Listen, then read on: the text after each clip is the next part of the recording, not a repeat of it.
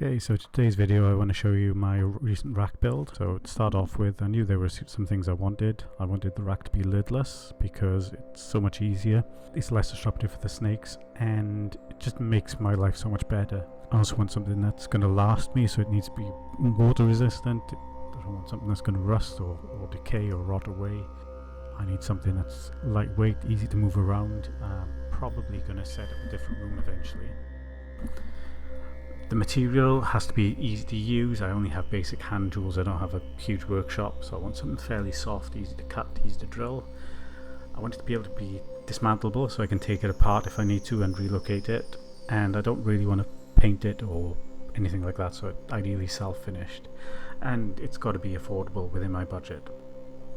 So the main material I decided to go with was aluminium. Aluminium, or aluminum if you're American, is fairly soft. It's durable, it's really easy to work with, it's not too expensive, and it looks reasonably good in its unfinished form. I designed this in SketchUp. SketchUp's a free program. It's really pretty easy to use, so definitely I'd recommend going for it. And I'll just run through the costs of the system now. So obviously the aluminium was the biggest cost, it came to £244.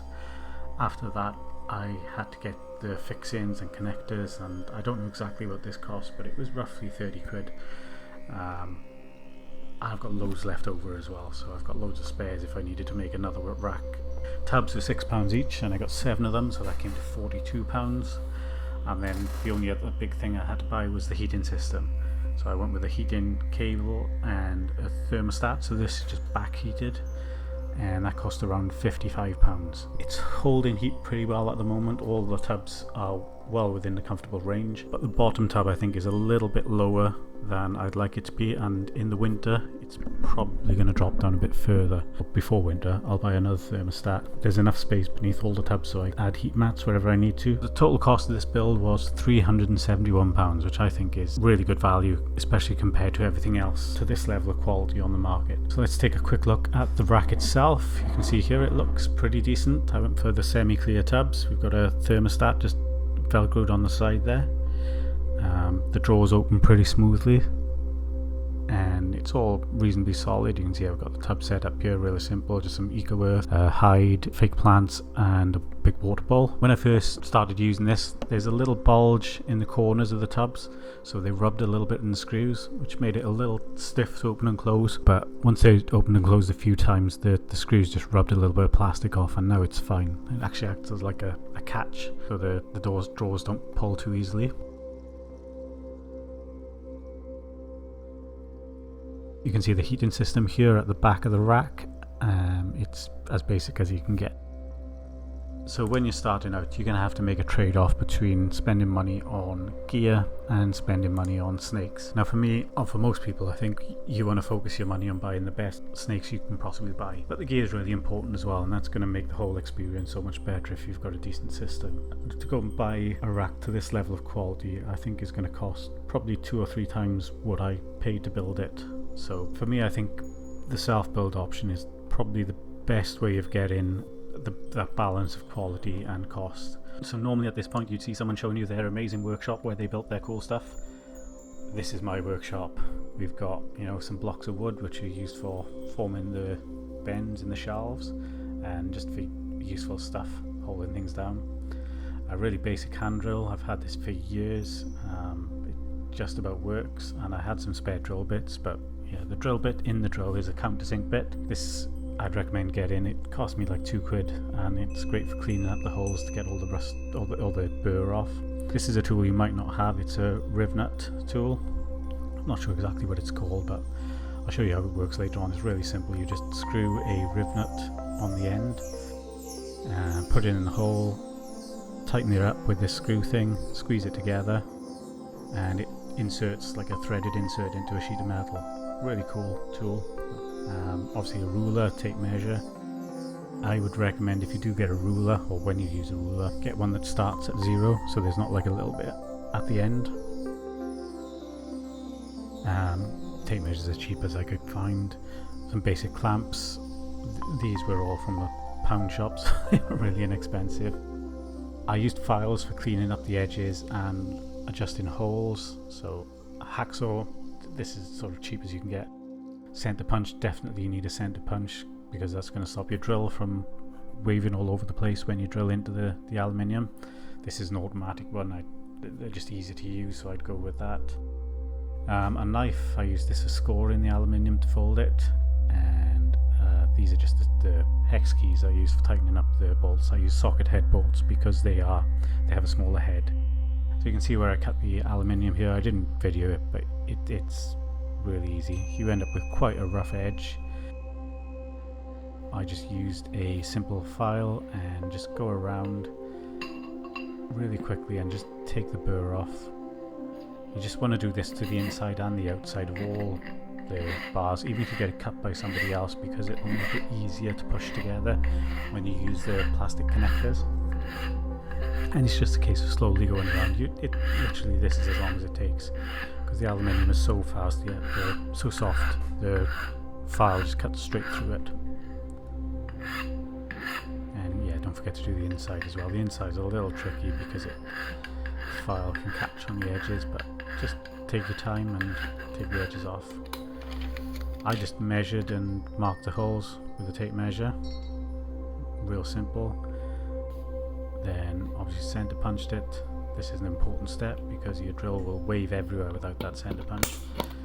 And then just drill it. This is quite a blunt drill. If you're going to drill your aluminium, go slow and put a lot of pressure, and you should get sort of long curls coming out rather than these fine chips that I'm getting here. Always go with a smaller bit and then to a bigger bit. That's going to save you time as well. The big drill takes quite a long to get through there on its own, but yeah, once you've done the small hole, it flies straight through. If you make a mistake, you can see here my drill's kind of swung off a little bit. You can just use epoxy putty, literally just mush it up and squish it into the hole, flatten it out as best you can, and it's as good as new. That'll hold perfectly well. So this is the riv nut tool I was telling you about. This is perfect. You just screw it on, squeeze it into the hole, and then unscrew the tool, and it leaves you with a little threaded insert into the hole you can just screw stuff into. So all the shelves now, once they're screwed in, will be fully removable. You can see there's a little bit of burr in there, but I'll just clean that out with a screwdriver. Just chip it off. Okay, these are the connectors I'm using. These are just 25mm tube connectors, and they just push on. So sometimes they can be a bit tight, and you might want to use like a soft-headed hammer just to hammer them together. But this is basically the frame for the rack. And you know, how easy is this to do? You need no special skills or anything, and it goes together. After the cutting, the frame took about 10 minutes to put together.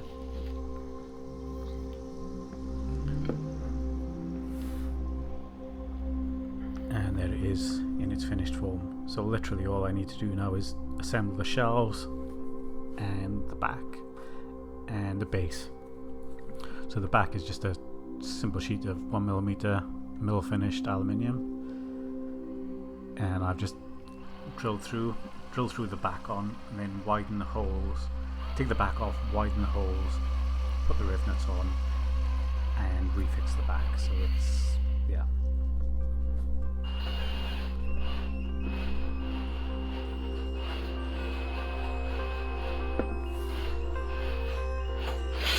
And this is exactly the same as drilling for the shelves. It really doesn't take very long. One thing I would say is try not to drill aluminium over carpet. It really doesn't clean out very well.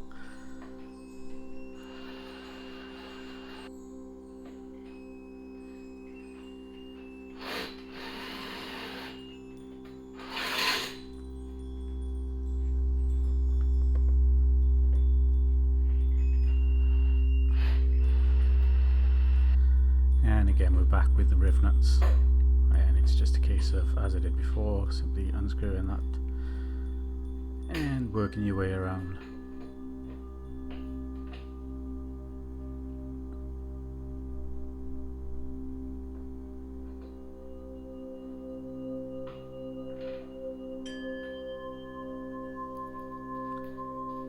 once all the rivets are in, you can just go back and screw the back on.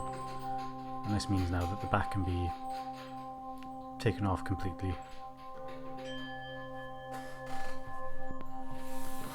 Okay, so this is how I folded the aluminium shelves. I just used a piece of wood to form around it and then another piece to bang it together.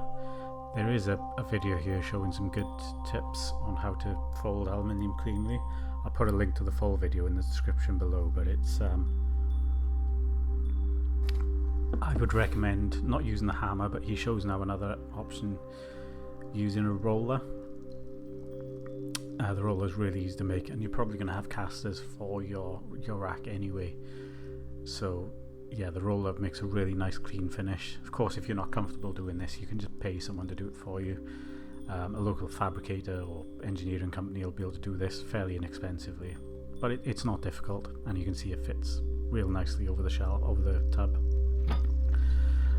The other thing I want to show you is just cleaning the tub up. I scrape the tub off and then just use white spirits or any solvent will do just to take the adhesive off, and you should end up within a couple of minutes with a perfectly clean tub. Obviously, if you're using some sort of solvent, make sure you clean it off thoroughly before putting the snake in the rack. And that's pretty much the tub fully, the rack fully assembled. I mean, you can see here what I mean, but the draw's been a little stiff.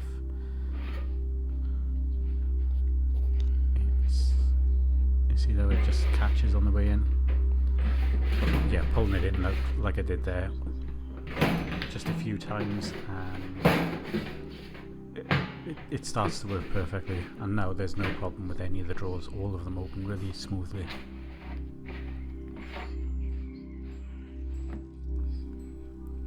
So you can see where it's just catching on the screw. I'll probably change the screws at some point to more of a round head because it'll open a bit smoother. On the heating system, we have a thermostat. This is like just a very basic on-off matchstat. So the thermostat just plugs into a socket, the heat cable plugs into the thermostat, and you stick the probe somewhere, wherever suitable, and then you can use the adjustment wheel on the thermostat itself to adjust the temperature to suit. The heat cable, I got this one from Swell Reptiles. It's a 9-meter 80-watt cable, I think, and it's about as basic as you can get. You've got a plug on one end and a long strip of hot cable. So I roughly worked out how many loops of cable I would get across the full height of the rack and spaced it out. Then I marked the position of the cable clips, so I just evenly spaced the cable clips. And then I did a test fit, so I'd recommend doing this. First of all, I put a big X in the corner. You can see where I want the socket to come out, and I want to make sure that's fixed down there. Then run it all down, and that pretty much worked out exactly how I wanted it to. So now I know it fits. I can put the cable clips on each of the dot positions that I've marked on the back panel. So it's a case of stripping off the heat cable, and before I start I want to drill through, make sure I've got a hole in this corner.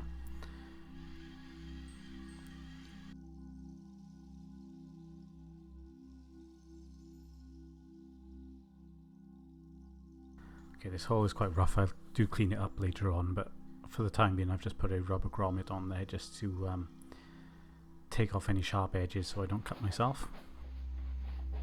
You can see around the edge of the back panel I've also put some draft excluder tape, and that's just to retain a little bit of extra heat and give a little bit of space on the back so there's some clearance. What I didn't show in the main video is some bracings in the corner. I added these later. They're just screwed on with self-tapping screws. I'm really pleased with how it turned out in the end, but I would like to make a couple of improvements if I build this again. Firstly, I didn't leave enough space for the rivets. It's not a huge problem, but it means the top rails and the end rails are about 1 millimeter short, which you can just pick out if you look at the corners. I'd also probably either allow a little bit of extra width to the shelves or try and find some shallower pan head screws so that the drawers open and close a little more smoothly. And I'd probably allow for a little more corner bracing just to make the whole thing a little more rigid. I'm really happy with it. My next step now is to tidy up the floor, the drawings and the plans, and allow for all these improvements within those plans and get ready for the next build, which is probably going to be a bigger female rack or a hatchling rack, probably a few months down the line. If you're interested in building a rack like this and would like a set of plans, just let me know in the comments below.